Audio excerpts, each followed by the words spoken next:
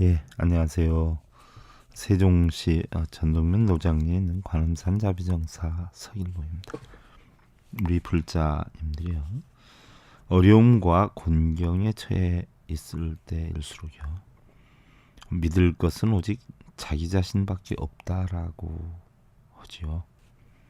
설령 불행이 닥친다 하더라도요. 상심하지 말고 자신의 길을 걸으시고요. 아무리 어려운 난관에 봉착하게 될지라도요. 스스로 가던 길을 멈추지 말고 더 힘찬 용기를 내어서 가야 하리라 하는 생각입니다. 아무리 수많은 사람들이 조언을 해준다 해도요. 정작 겪어야 할 사람은 자기 자신이고요. 또한 책임져야 할 사람 역시 자기 자신이라는 것을 명심해야 할 것이에요. 부처님의 진리로 행복을 심어주는 청주 BBS 불교 방송 제580회차 서일봉의 반야SM 시간을 통해서 여러분들께 인사를 드립니다.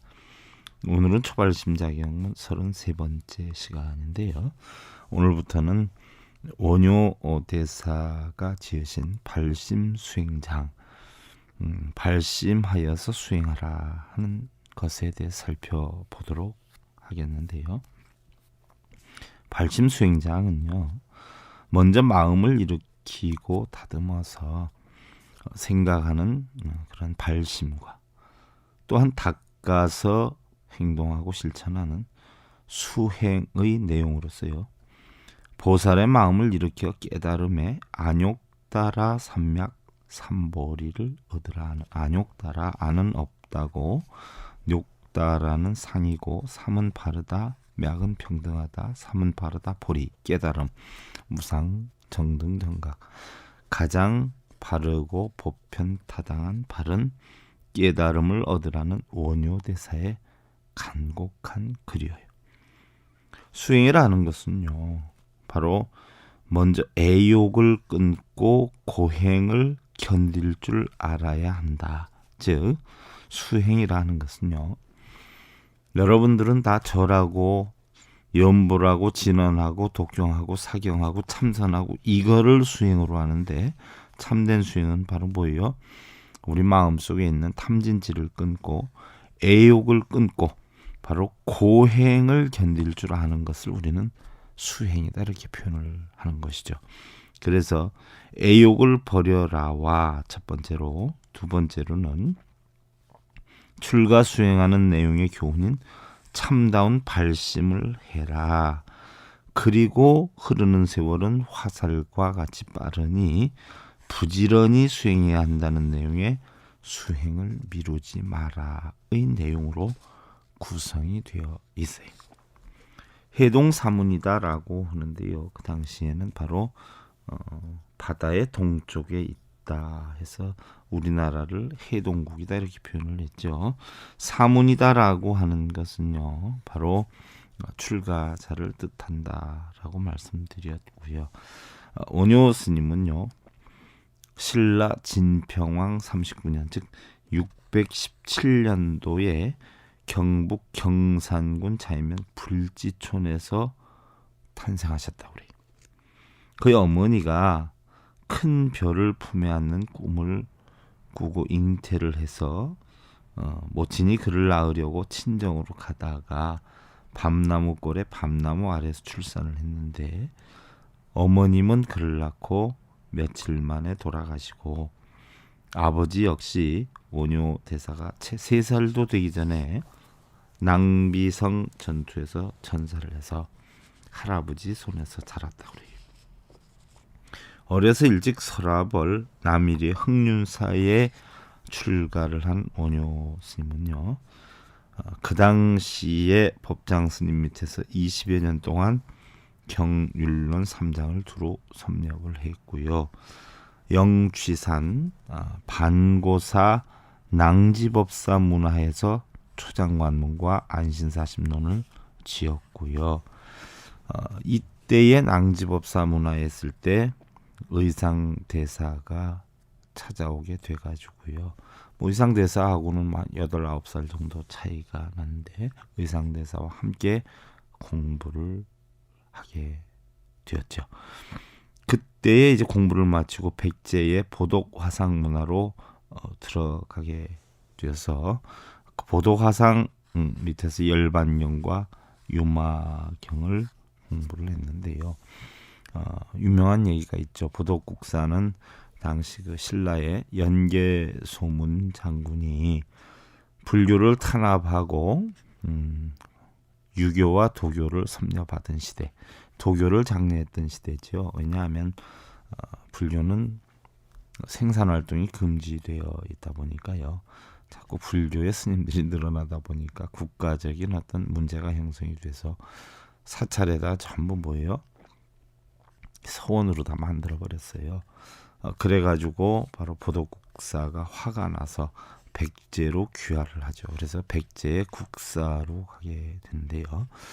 바로 당시에만 해서도 뭐 열반경이나 뭐 유마경에 대해서는 보독국사가 가장 정평이 나 있던 분이셨기 때문에 낭지법사가 원효와 의상 제자인 원효와 의상에게 바로 보독국사한테 가서 공부를 하라라고 보내게 되죠. 그때에 원효 스님하고 의상대사가 낭지대사에게 인사를 하지요. 이제 스님 헤어지면 언제 다시 뵙겠는지요라고 하니까 낭지법사 하시는 말씀이 법을 봤으면 됐지. 이 늙은 중 다시 보아 어디에 쓰느냐. 부처님께서 이르시기를 과거는 이미 지나갔고 내일은 오지 않았으니 과거에 대해 생각하는 것도 내일에 대해서 미리 걱정하는 것도 올바른 일은 아니니라. 그러니까 어서 보독국사에게 가거라 하고 헤어지게 되죠. 바로 원효 스님하고 의상대사가 보독국사한테 공부를 하러 가면서 술락군에게 잡히게 되죠. 지금의 전주인데 그 당시에 바로 전주에 있는 그 보독국사한테 찾아가게 되는데 술락군에게 잡히게 돼요. 그래서 술락군에게 잡혀서 스님이다 보독국사를 찾아간다라고 했더니 간첩일 수 있지도 않겠냐. 물론 보독국사를 찾아오셨다라고 하면 정중히 모셔야 되는데 워낙 시기가 좋지 않은 때니까 일단 우리가 신뢰를 무릅쓰고 보호를 하겠다 해가지고 칼을 채우죠. 칼. 죄인들이 차는 목칼을 채워가지고 결국 소각끊은 술에 태워서 결국 보독국사를 찾아간단 말이죠. 이때만 해도 의상 스님이 원효대사보다 한 8, 9살 정도 적어가지고 굉장히 불안에 떨고 그랬는데요. 오히려 원효 스님은 의상대사에게 의상아 걱정 한 개도 하지 말아라. 우리끼리 가려고 그랬으면 길을 헤매기도 했을 테고 또 잠자리도 불편했을 테고 또 때가 되면 밥을 얻어 먹었어야 됐는데 단지 목에 칼을 차고 있는 게 불편해서 그렇지 길을 편안히 안내해주고 재워주고 먹을 거 주는데 무엇이 걱정이냐. 걱정하지 말아라. 의상대사가 잘못될까봐 그러죠. 그랬더니 원효 스님이 생과 사는 인유생사 제유천이라 하늘에 달려있는 것이지 그냥 우리가 잘못될 거다 하면 언제는 잘못되지 않을 것이며 잘될 거다 하면 언제는 잘되지 않겠냐. 걱정하지 말고 가보자 해가지고 결국 이제 보독국사 앞에 가게 되지요. 그래서 장수가 내려오기 위해서 칼을 찬 채로 보독국사 앞에 무릎을 꿇려서 놓지요. 그 다음에 보독국사에게 이분들이 국사님을 찾아왔다 그러시는데 판단을 좀 해주십시오 한단 말이에요. 보독국사가 그래 나를 찾아왔다고 하시면서 가만히 보다가 그래 지옥과 극락이 어디 있는고 묻는단 말이에요. 근데 원효 스님이 가만히 있더니 예 스님의 혓바닥 속에 있습니다 그런단 말이죠. 아니 지옥과 극락이 어째 내 혓바닥 속에 있는고 한단 말이에요. 근데 원효 스님이 스님께서 나를 찾아온 것이 맞다라고 하면 저희는 살아날 것이요 틀리다라고 하면 저희는 죽을 것이니 지옥과 극락이 스님의 입안에 있지 않습니까 한단 말이죠. 그때 보덕국사가 파한대수를 하면서 맞다 나를 찾아온 사람이 맞다 이거 어서 끌러 죽어라 해가지고 결국은 보덕국사 문화에 가서 열반경과 유마경을 공부하게 됐는데요. 그리고 나서 보덕국사와 함께 공부를 한다면 한 3년 정도 공부를 했다 그러는데 정확한 문헌은 없고요. 의상이 이제 원효와 함께해서 당나라 유학길에 오르게 되죠. 원래는 저 고구려 쪽으로 해서 갔다가 한번 잡혀가지고 또 어려움을 겪다가 간신히 탈출하기도 하고요. 또 포항 저쪽으로 해서 가려고 갔다가 배를 못 만나서 아주 고생을 하고 있다가 마침 이제 백길이 나당연합군에서 열렸다 해가지고 이제 당나라 유학을 가게 되는데요. 그때 이제 토굴에서 해골바가지의 물을 먹고 원효 스님이 깨치게 되죠. 거기에서 이제 깨치어서 하신 말씀이 심생즉 종종법생이요 심멸즉 종종법멸이라. 마음이 일어나면 온갖 법이 일어나고 마음이 없어지면 온갖 법이 사라지나니 세상 만사 모두가 마음먹기에 달린 것, 기쁨도 슬픔도 깨끗함도 더러움도 춥고 더운 것도 결국 마음에 달렸으니 부처님께서는 일체 유심조라 했다라고 했어요. 근데 여러분들 그 유식론이나 어떤 우리가 보면은 여러분들 삼계는 유심이요 만법은 유식이다라고 했단 말이죠. 근데 보면은 우리가 삼계는 유심이요 만법은 유식이다라고 했는데 결국은 삼계다 하는 것은 욕계새끼 무새끼인데요. 마음속에 있다. 그래서 일체유심조다라고 했고요. 또한 만법은 결국은 시계작용에서 일어난다라고 했는데 어떻게 보면 그것조차도 결국은 우리의 사념이다 이렇게 판단을 하기도 하죠. 어떻게 됐든 마음밖에 따로 법이 없거늘 어찌 법을 밖에서 구할 것인가. 마음밖에 따로 법이 없다. 달마대사께도 하신 말씀이 심외 무불성이라. 부처를 찾으려면 마음에서 찾아야지 쓸데없는 불상이나 형상이나 절을 하면서 찾거나 그래서는 못 쓴다라고 했는 거예요. 마음밖에 따로 법이 없다. 어찌 그 법을 밖에서 구할 것인가. 우리가 찾는 법은 바로 내 안에 있는 것인데 또한 법은 멀리 있는 것이 아니라 한 생각에 있다.